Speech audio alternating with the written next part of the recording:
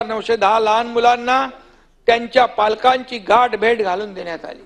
त्यांना शोधलं ऑपरेशन मुस्कानच्या माध्यमातून आणि पालकांच्या स्वाधीन केलेला आहे।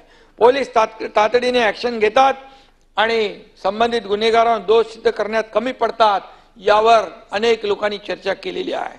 चर्चा होत असते, पण मी खात्रीपूर्वक सभापती महोदय सांगू इच्छितो की गेल्या काही वर्षांमध्ये शासनाने जे काही प्रयत्न केलेत त्यामुळे दोष सिद्धीचा दर वर्षी वाढतो आहे। 2015 मध्ये तो 33% होता। 2024 मध्ये हा दर 50.5% पर्यंत पोहोचला आहे। आता तो 75% पर्यंत जाईल अशा प्रकारची कार्यवाही आपली सुरू आहे। गुन्हे सिद्ध करण्यासाठी AI सिस्टीम म्हणजे कृत्रिम बुद्धिमत्तेचा मोठ्या प्रमाणात उपयोग करण्यात येतोय।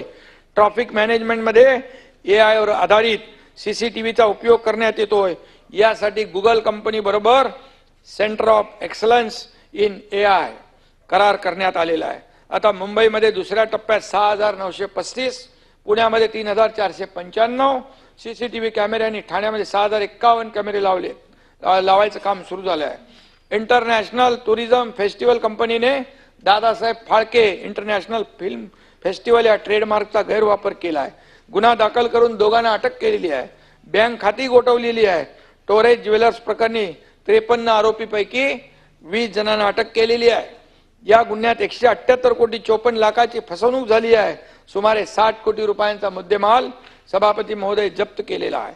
प्रत्येक जिल्ह्यात फायनान्शियल इंटेलिजन्स युनिट स्थापन आपण करतोय अंतिम आठवडा प्रस्तावात।